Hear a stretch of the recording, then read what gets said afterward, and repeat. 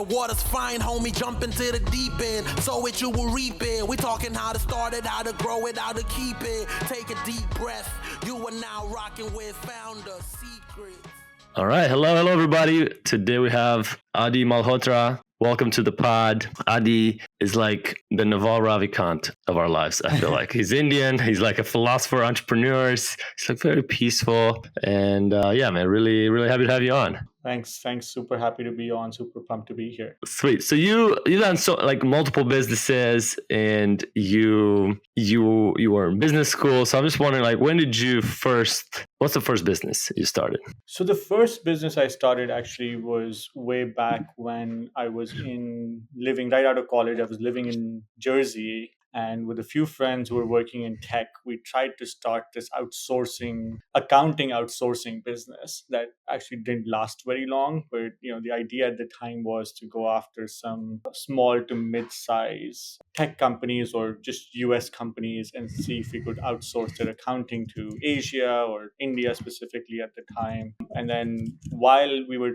trying to figure that whole plan out is when I actually was introduced to two scientists who were working on this technology that is my business today. But that first business ever was, a pure tech outsourcing play. It lasted about 6 months. So what happened after 6 months? I just got, so while we were doing that, my dad was visiting and he sort of gave me this 100-page article about this agriculture fungus that helps plants absorb nutrition better. So beneficial fungi. He just randomly gave you his 100-page paper? My dad's never given me a paper of any kind. So my dad, was a successful entrepreneur. He built, a cable manufacturing business that went public in 2009. And I sort of always grew up around it. So our conversation. Cable? Is that what you said? Yeah, cables, like signal, power, instrumentation cables. Copper cable. Yeah, copper wire, PVC insulation. Dude, only in India, they're like, my father was a steel manufacturer. Yeah, big government projects, telecom industry, signaling cables essentially was sort of their core strength, right? So I studied electrical engineering because I was sort of always destined to go back and, work in that business. But anyways, he had someone who used to do some sort of machine job work for him. And that guy at the time was doing a bioreactor development project for this biotech institute, right? Which made this fungus. So the technology was around how can we more efficiently grow this fungus, right? And my dad's younger brother who lived in the US, again, an entrepreneur and has also had a little bit of a corporate career. He goes, why don't you just reach out to like 10 of the guys in the US who deal or sell with this fungus, mostly small guys, and figure out what this whole thing is all about. It seems interesting. Anyways, I make a trip back to India, and this is 2006. A year out of engineering, or 6 months out of engineering school. I go to India, I meet this scientist. He sort of talks me through it. I suck at biology. So I failed biology in high school, barely passed biology in college. And I'm like, this is just never going to end up as anything. But, why not? If there is something to do, I'll just humor myself with it. Anyways, I write this email and send it to these 15 business owners around the US who in some way or form were selling this fungus, right? And the whole pitch was, you guys produce it, I'd say 60,000 spores in week for, or to make it easier, 60,000 units per pound of this product. And our technology can deliver it at 1 million a gram, right? So that was sort of the pitch. And, Wait, what's the difference what's the difference in scale between those two? So it's like 60,000 for a pound of product to 1 million units of the same product in 1 gram, right? So why'd you change from pounds to grams? Hard. Oh yeah. So is that a good? It is. So going from say about 10 spores per gram to 1 million a gram. Oh, right? Wow. So you're just an insane. It's like 100,000 X. Yeah, and you're just providing a lot of flexibility, right? So going from these guys were just selling it in big bags, like these massive, tonnage of product, to saying we can really scale it down. Now you can coat it onto a seed, you can mix it with an existing fertilizer mix. It's just a lot of flexibility and purity, and you won't have other contaminants that come with it. One of the guys reaches out and says, hey, I'm going to be in Baltimore. Do you want to come meet? right? And I'm 22, just out of college, have zero idea. And we go. My uncle said he said he's going to come along, and this guy. This is December 2006, and he goes, "Yeah, this is great. I would love to see a sample." And we're like, "All right." I fly back to India in February, send him a sample, and 3 weeks later, I have a $28,000 purchase order, and I barely could pronounce the name of the fungi, and it's called mycorrhizae. And I probably was, not until 3 or 4 years of starting this business did I totally understand and learn how to pronounce this thing. But anyways, from Wow. there, it Oh, wait, one sec. Before we, I just wanna. Did you shut down the accounting services company? yeah, at we this shut point? down the accounting services at this point, because I was like, this is amazing. Well, I think that's great. You probably end up more successful than if he had done the account. By the way, did you ever use Bench? Do you know Bench, the accounting No, I don't firm? know, but Did but you I use have it? an accountant now who Business sort of guy. Yeah. anyways. So yeah. I used them back when they were first started, like 12 years ago, and loved it, and it was great. And it sounds similar, and they got venture funded and really grew, kind of at the idea you're saying. But eventually, you're right, that space became so crowded, and Yeah, actually days we don't. became crowded, sort of becomes a very labor intensive business. And business. yeah, so shut down the accounting thing. I actually moved back to India because this was a year after my sort of 1 year, visa that you get to stay and work in the US. And I was dating someone who I'd known from high school. I'd started dating her around the same time. She was back in Delhi. So I was like, a lot of things are aligning here. And I'm just going to sort of pack my bags and head back and go figure this whole thing out. Because you need to sort of, just understand, what this business can be or cannot be, and figure out this actual technology, if it's actually going to work or not work. And so they were essentially these two scientists who were, one of them was sort of a semi-entrepreneur, used to do a lot of machine job work. And then this other guy used to work at this biological institute where they were developing the fungus itself and trying to grow it more efficiently. And it was me at 21 with long hair, hated biology, trying to find my footing and stay away from my father's cable business. Well, what is a fungus? Is a fungus like a mushroom? Like what's a? It is like a mushroom. It is a mushroom. So it is a form of mushroom. And the way this particular fungus works, and the fungus has existed for millions of years in nature, and it actually lives on the plant root. And when the plant starts to germinate, the plant actually lowers its own immune system to let this fungus enter the root. And then part of the fungus lives inside the root, and the rest of it sort of grows and forms like this web. It's one of my scientist buddies always jokes. He's like, "This is the first true World Wide Web." And Oh, right, because and what happens? I didn't expect to laugh at a fungi joke today, but that's a good one. And what it really does is it lives off sugars that the plant gives out. And in return, it gives the plant access to water and phosphorus that is sort of further away from the root, right? So if sort of imagine this root as a linear downward structure, right? And it can't get water from 10 or 5 feet away, but the fungus actually travels 5 to 15, 20 feet away and is passing along. It's sort of,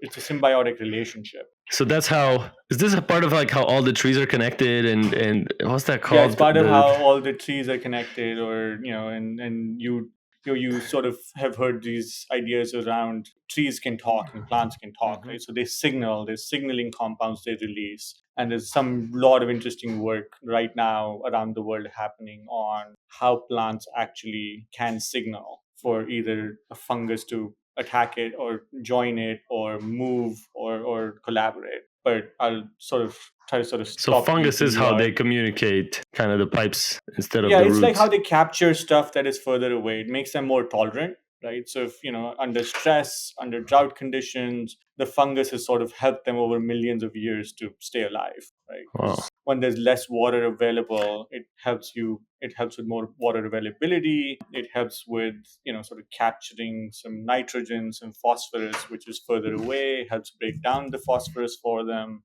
So very healthy sort of relationship. And as it was happening in the 30s and 40s, people used a lot of fungicide or broad spectrum fungicides, mercury based fungicide, and they were just trying to kill everything. So and then you sort of kill the good guy, and 30, 40 years later, you realize, oh shit, this thing was actually helping and Killed not everybody. harming the plants. Wait, so how'd you fulfill this order? So you get this 28K. Yeah, we get 28K order, get back to India, so go back, meet this guy who was working at the Biotech Institute. He helps us out. They have a lab. We, build these two. And at that time, it's sort of, we're still trying to figure out. We're working with, DHL, FedEx. You're trying to send a live fungus from India to the US, right? And sort of you're trying to, I'm trying to figure out how do I really navigate the nitty gritty of customs, because I don't want to screw it up the first time and then never have the opportunity to try this again. But so we get those guys to make it, and we find a great packaging place. We find a consultant that can help us with customs, and then we get this order out, and sort of that is the starting point of this journey. How'd you ship it? Just like, did you bring it back in your checked luggage? No, just DHL, like an airship overnight, right? Because we also don't know how this thing does with changing temperature, changing pressure. Right. So we're just trying to, we're spending like $3,000 on shipping. You spent $3,000 on shipping? How was the customer happy? Super happy. And, well, he sold his company, but the company that he sold is still a customer.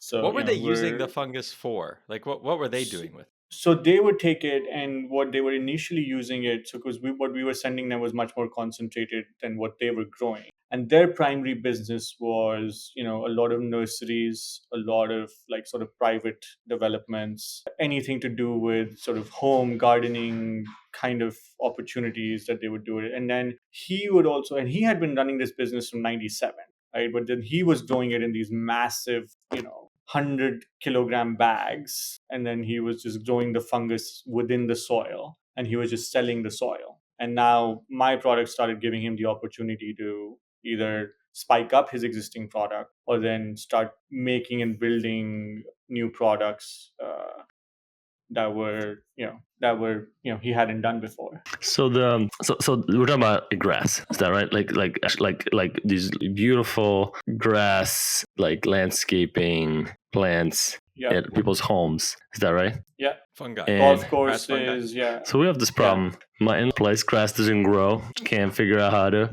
And you're saying that, just to make sure I like understand here, like what you're saying is this fungus somehow put and mixed with other things, you put it on the ground and it's able to reach further to get water to those plants, and then so like they grow.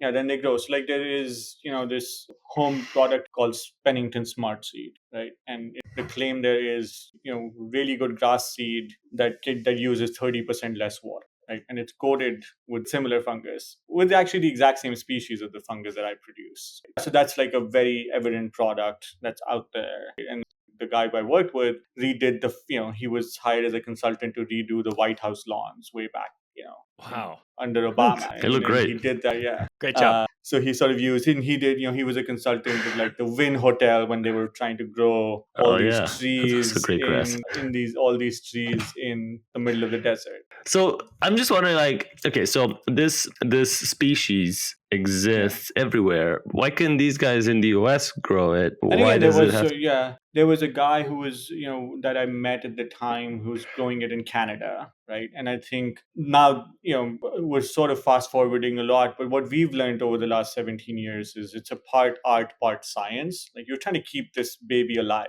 Right? It's just not about clearly just mass producing it. And you're going through generations, you're trying to feed it the right nutrition, you're trying to come up with good processes, you're giving it enough time. So like our a cycle to grow a batch is like 90 days is when how is the like where does it grow? In a factory, like a building? In a lab, right? So you just like inside a lab. And how big does it get over 90 days, like a batch? So it's not a lot because we grow it highly concentrated, right? So in about every month we're producing, I don't know, I'll have to come up with this, about 40,000 grams of it. So 40 kilograms of it. So not a lot, but 40 kilograms is good for about see. Need to do some voodoo math here. For We about don't do 400, for public. about 500,000 acres, right? What? Wait, so how can you even like? In my experience, mushrooms aren't very heavy. So the Yeah. so the fungus for maybe 40 grams. Like I'm just wondering how what's the volume on that? Like does that mean like it's like some huge room that's all No, just it's not like a huge, white so it's mushroom? like usually, like two of those big FedEx boxes are shipped out every Oh, month, Oh, right? that's it. Like, so it's not huge.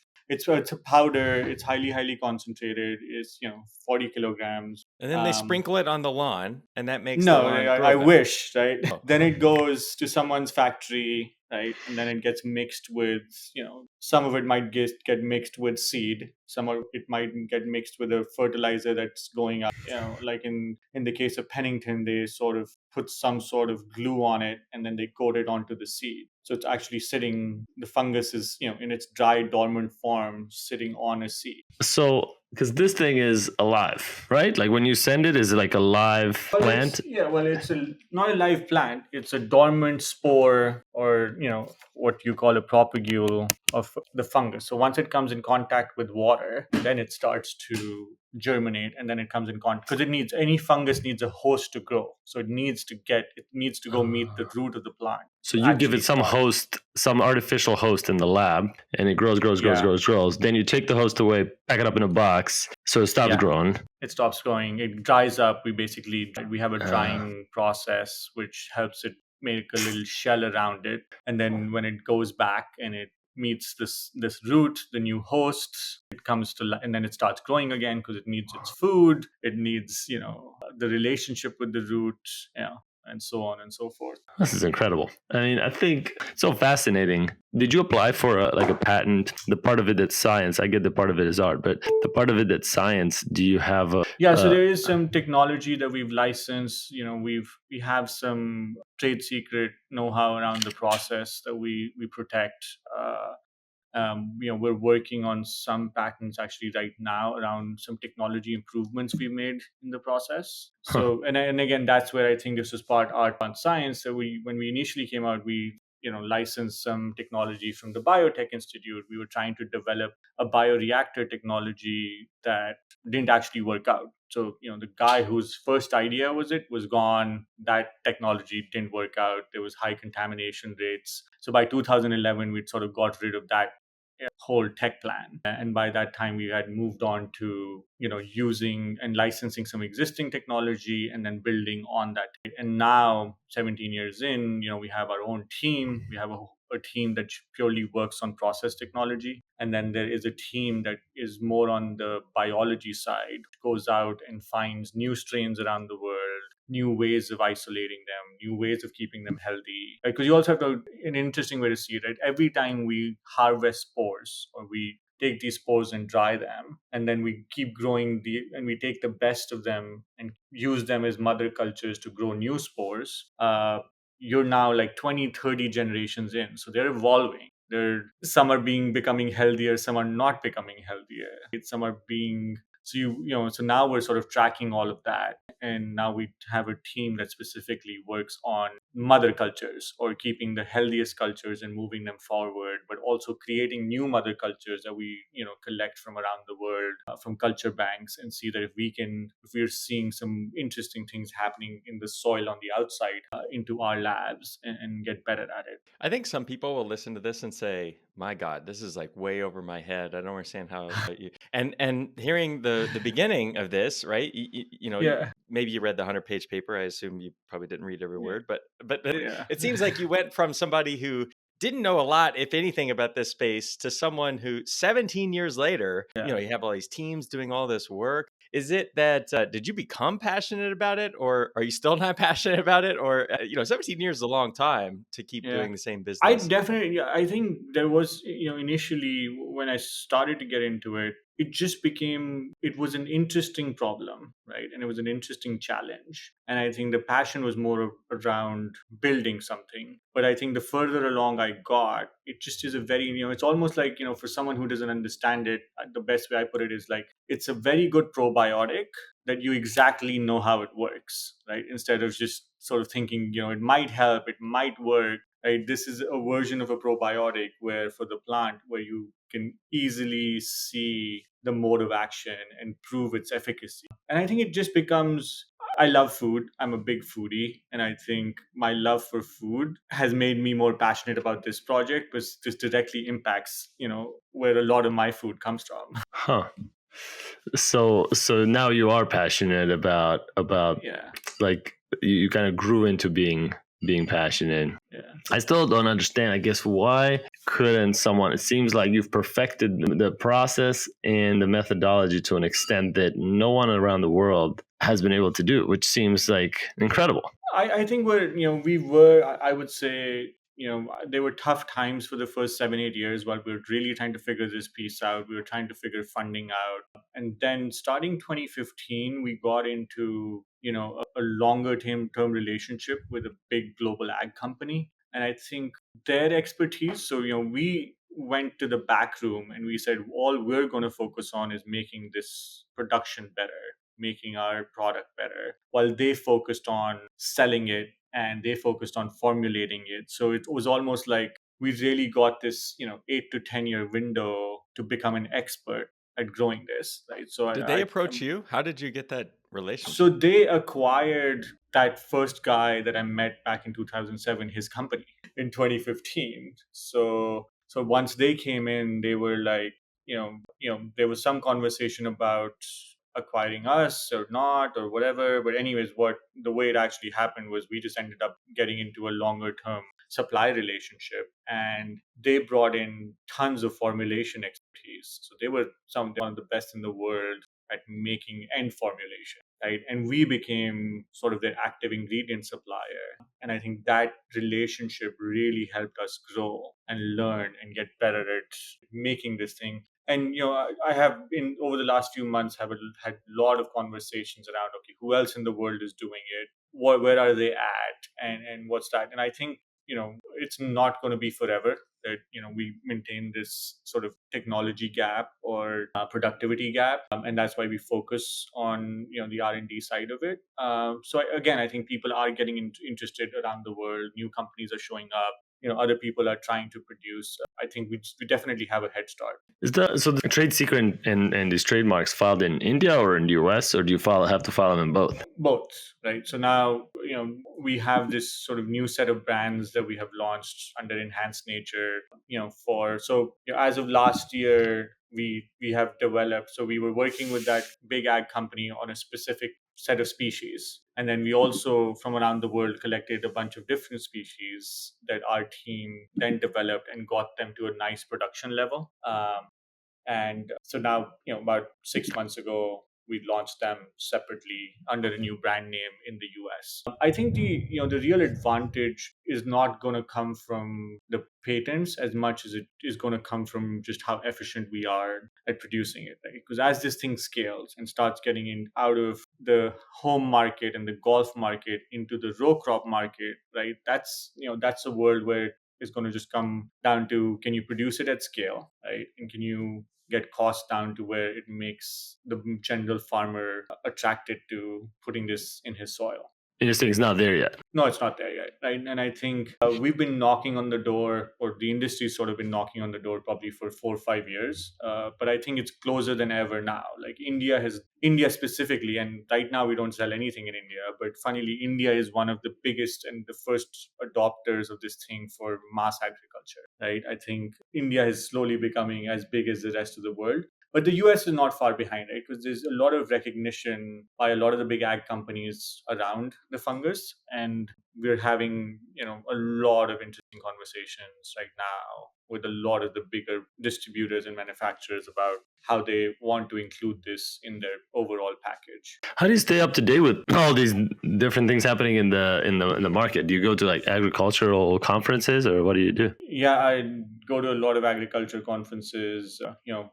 I traveled 167 days last year. So, What? trying to get this whole thing off the ground set up. And I would say there was some fun vacations in there too, but most of my stuff last year was around sort of establishing Enhanced Nature, the new brand, meeting some people, hiring some new salespeople, and just getting the branding right, the target right, and really figuring out where the demand is, and who should we be speaking to, right? Because the value, because this is a 100-year-old industry, right? And there's so many players from, fertilizer manufacturing, seed manufacturing, all the way down to retail distribution, right? Is, part of the puzzle is where do you enter and where is that you can bring the most value, right? So a lot of last year was figuring some of that out. As in like expansion opportunities, or expansion they're opportunities. looking to, and the goal is to get into the corn, soybean, wheat, like the row crops, right? And there it's very interesting because you want to,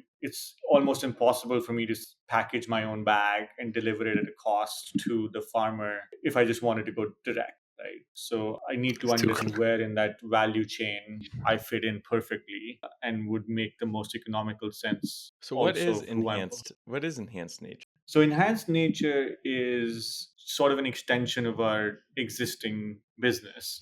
What we wanted to sort of separate was sort of move away from sort of being purely focused, or our brand purely focused on production, to sort of create this equivalent of Intel Inside. Right. And enhanced nature sort of came through that idea of EN inside, right? And as we were doing this whole exercise around reintroducing some new species to the market, we're like, we sort of started with that idea of Intel Inside, and then we, did this very interesting branding exercise with a guy that I've known for a long time, who lives in Sweden, is a branding marketing guy, and we spent a bunch of time saying, how can we come up with something that's catchy, that's interesting, sort of captures what we're bringing to the table, and it's just saying, we're bringing something from nature that is enhancing your existing product, right? And we're not really trying to change it. We're not trying to mess with it. We're making it a little better. What's the name of the company? Symbiotic Sciences. So Symbiotic Sciences and Enhanced Nature,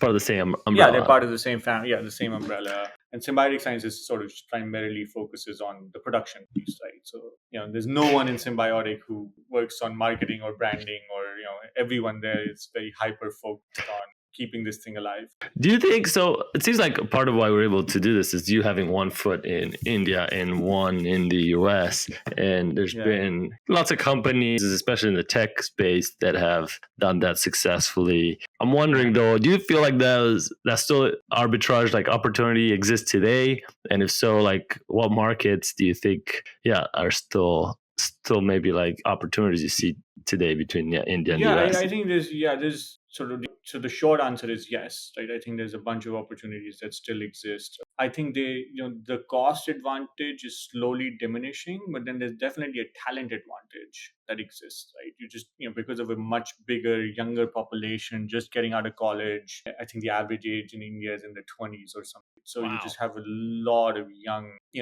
well-educated. Again, also the emphasis of the last generation, like my parents' generation, even the next generation, was heavy on academics, right? It's not really a joke when people say back then, if someone, you could only be two things in India, an engineer or a doctor, right? And that was sort of very culturally evident. And I think that has definitely created a highly skilled workforce, right? There's tons of questions around, emotional intelligence and overall social development of a lot of us. But there is definitely an advantage to pure science talent or pure academic talent. You look at a lot of other big companies that are not just outsourcing lower end of their, tech jobs. Now you see Amex has one of their biggest risk centers out of India. They hire tons of math talent out of the top there. Google has a big development center. So I think with that sort of tech advantage and the current Indian government's heavy focus on sort of make in India, I think there's definitely an arbitrage that exists. And also with the current US, government's emphasis on higher tariffs on China has definitely made India a viable player over the last 8 years. And it's across the board. It's industries like steel, in what fields? Like, a lot of like the steel, sort of your, like these pothole covers. Have you seen every pothole cover in the US is made in India, or almost every one of them? Yeah. That's cool. You should notice it next time when you're walking, right? So a lot of this we lost you there, Flavio. Aren't they filled with asphalt, or what do they put in pothole covers? No, they're metal. I think it's just metal. Let me look outside to see. Well, in New York, they're all missing. So, Flavio doesn't get to see them. I get to see a lot of potholes. Yeah, a lot of potholes. But yeah, sort of a lot of this iron, steel, a lot of like agriculture implements like blades, right? So you might be buying your tractor from John Deere, but just that simple blade that goes on the back of it, or the 50 blades that go on the back of it, end up being manufactured in India. A lot of these, especially sort of specialized, I think a lot of mass scale work was going to China, and now it's like these small parts, and I'm just sort of talking from a little bit of people that I know, but like there's people who make like milking equipment for cows, right? A lot of that steel iron work happens in India, gets shipped. A lot of garment exports are big. I know Bangladesh has done well recently, but I think still for some of the higher end manufacturers. Yeah, so I think there's arbitrage, but I think more than just pure labor arbitrage, now there's sort of a skilled labor arbitrage that exists, right? And it's not as cheap, it's just that you just have much more talent availability, right? My wife was hiring someone in the UK versus India, and the India resource was more expensive than the UK. Really? But yeah, she was hiring like some tech developer for some data work. And so it's interesting to see that costs have gone up, right? Inflation is very high in India, or has been consistently high over the last many years. But there's definitely opportunity. What would you advise someone because you didn't really start in the ag space, right? The early journey was not in ag. And, what would you recommend someone who's listening to this saying, they don't want to go into tech. Tech is too crowded. Yeah. I think that a lot of tech stuff, it's way too crowded. You're competing with the best people in the world. There's more money in it than ever. Like, why pick it on hard mode? Anything in tech is on hard mode. So, and not that yours isn't on hard mode, but you're not competing with Microsoft, right? So, what would you advise someone who's thinking of kind of getting into the ag space in general? I think one thing to see, I would tell everyone, is it's non-sexy, right? So it is an advantage and a disadvantage, right? It is harder to find funding and find VCs, even though that is changing dramatically. But I think being non-sexy makes it less crowded. And I think the other piece of advice I would give is be patient, right? Because you're going into an industry that is not as young. The ag industry has been around for hundreds of years, and it's hard to change patterns. And somehow, you have to be more patient in sort of your sales and product life cycle, just because of the nature of the industry, right? Tech by definition is disruptive, or at least is viewed as disruptive, right? And the ag industry does not take disruption very well. They like their ways, old habits die hard. And it's one of those things where I think understanding your customer is very important. And your customer is very different than what it would have been in tech or another, fast growing industry that you might choose. Very cool. But as we kind of round out here, what does a typical day look like? I mean, you mentioned 167 days of travel. That's unfathomable. So there is no typical day, right? I think There you go. my life is sort of divided into what I called is work time and recovery time, right? So my last 3 weeks have been in New York, have been recovery time. So that looks like a lot like wake up at 6, so yeah, around 6, get my dogs out, take them to Central Park if it's not cold, get my daughter off to school, a couple of calls in the morning, try to go hit some balls on a golf simulator and work out, and then try to figure out and plan for the non recovery weeks coming up, right? So I leave Sunday, I go to Mumbai, India. I have a meeting Tuesday morning. Then I go to Delhi for some review meetings. I'm in Dubai on the weekend, back to Delhi for 3 sales meetings the following week, and back in New York on the 7th. So that's what a non-typical 10 days look like. And I think that's how sort of last year has been, and that's how this year is shaping up to be. So I'm sort of very hyper focused on my health, my personal stuff in the time that I get to sort of recover. And then I have these sprints, try to keep those sprints to about 2 weeks. So none of my clients are in New York. Not a lot of my team is in New York. So those sprints end up becoming ways around the world. That's awesome. Speaking of traveling around the world, as we wrap up, I will put the icebreaker at the end today and ask kind of what's been your favorite trip, maybe, recently or not. Yeah, I turned 40 last year, and I went on a golf trip to New Zealand. It was a phenomenal 2-week trip. So it was so good that I am taking my parents, my sister, and my wife and daughter back this March. What made it so good? Just well, one, there's more sheep than people, so it's just you don't see anyone. A lot of sheep. But it's just it's just such untouched nature, right? It's beautiful. The water is beautiful. The beaches are amazing.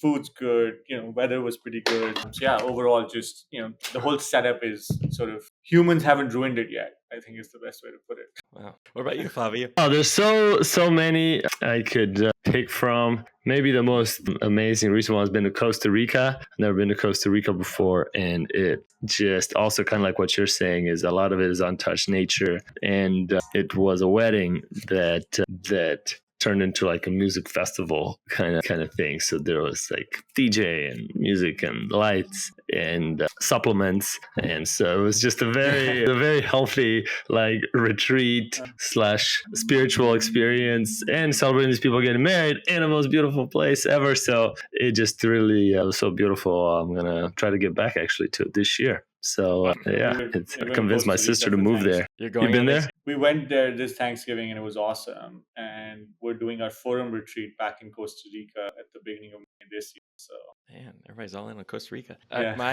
My top trip was a 200-mile bike ride. We flew into Passau, Austria, and then we biked 200 miles along the Danube River. We liked it so much to like you all are. We're going back this summer. We're going not to Austria and Germany. We're going to the Prosecco region of Italy. So we fly into Venice, and then we go about an hour and a half north. And we'll be doing like 175 miles up there over the course of 5 days in that region, and then we'll go to Milan. So cool, like trip. I've never been in that area, and the biking in nature, like to your all's point, these bike routes, there's no one around. Like there are no cars. Yeah. When we biked through Germany and Austria, it's these tiny towns. I kind of felt like you're in rural America. It's so beautiful. It's so peaceful. Reminds you of Kentucky. Reminded me of Kentucky. Yeah. It really did. So I also drove on the Autobahn because we had to fly into Berlin, and I drove like 5 hours from Berlin down to Passau. And so we drove the Autobahn. That was a cool experience. Just amazing. Europe is great, not for like working, but for, like biking and having fun. Addy, thanks so much for coming on, man. Really amazed to hear your story, and good luck this year. Thank you for having me. Thanks, Addy. To talk to you guys. Thank you for rocking with the homies. Taylor, Trusty, and Flavio. Seize the day, own it. Until next time, hold it down, hold it down. Hey.